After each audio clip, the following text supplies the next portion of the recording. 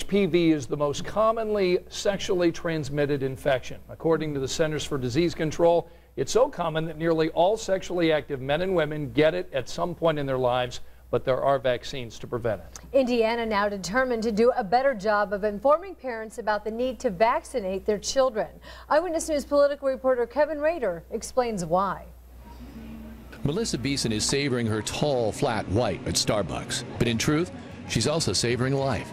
She was diagnosed with stage 3 cervical cancer just 2 years ago. It totally flipped my world upside down. She suffered from the HPV infection. So over the next 9 months, she underwent a radical hysterectomy, 10 chemo treatments, and 37 radiation treatments. And then I finished my treatments the end of August of 2013. Now, are you cancer-free? I am, as of now, yes. She says her 2 boys were her inspiration. I think that was one of the big things that helped me fight through this and keep such a positive attitude, was I knew I couldn't leave my kids. I didn't want them to have to deal with heartbreak of losing their mother. Now she's speaking out about her private hell because she's worried about her children and yours. The goal with House Bill 1359, which was debated Wednesday afternoon at the State House, is to have 80% of all Indiana children between the age of 13 and 15 vaccinated by the year 2020. My oldest son is 12, and he has received all 3 of his vaccinations. My youngest son is 8, and he'll start in a couple of years when he hits the age group. And they have to go in and get, vaccinations for 6th grade, so we started it then. While the politicians debate the bill, there's talk of abstinence. Melissa understands that, but...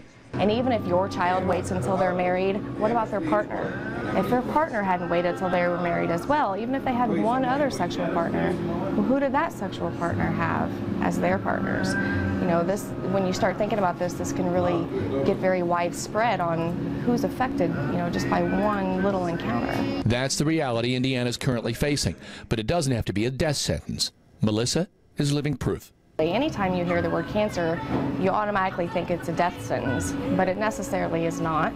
There are wonderful treatments available now, wonderful doctors, and now there's these vaccines, and with these vaccines, potentially, this is one cancer that we could totally eliminate. That is the hope she's savoring most of all. An amended version of this bill just passed out of committee 9-0. It's now headed to the full House. At the State House, Kevin Rader, Channel 13, Eyewitness News. Kevin, thank you.